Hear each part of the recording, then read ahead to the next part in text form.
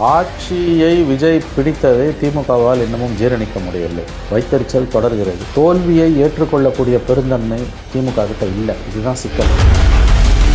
2 பெண்களிடம் பாலியல் சீண்டல்ன்றது நியூஸ். ஒரு பேப்பரில் கரெக்டாக 2ன்னு போட்டிருக்கோம். திமுக குடும்பத்தால் நடத்தப்படுற இன்னொரு பத்திரிகையில் 25 பெண்கள் சீரழிக்கணும். இது அப்பட்டமான அவதூறு, பொய் செய்தி, மக்களை பீதியாக்குற விதத்தில் செய்திகளை போடுறது. என்னன்னா, தோல்வியின் அதிர்ச்சியிலிருந்து திமுக இன்னமும் மீளவில்லை.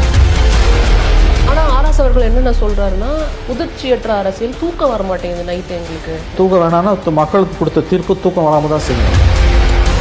35% வாக்கு தான் கிடைச்சிருக்கு. மீதி 65% பேர் வந்துட்டு நீங்கள் வேணான்னு வந்துட்டு ஓட்டு போட்டிருக்காங்க. கருணாநிதிக்கு ஓட்டு போட்டப்ப எந்த காலத்தில் 40% அவங்க டச் பண்ணாங்க? பண்ணதே கிடையாது.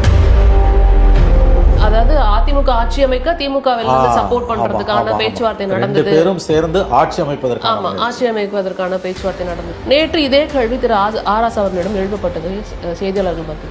அப்ப அவர் சொன்ன பதில், அதுல என்ன தவறு இருக்கு? இதை விட வெட்டுங்கட்ட அரசியல் எதுவும் இருக்க முடியாது. அது அவங்க தலைவரை சொல்ல நாங்கெல்லாம் சொன்னோம், தலைமை அது வருத்துது அப்படிங்கிற மாதிரி அவர் சொல்றாரு. பச்சை பொய். இது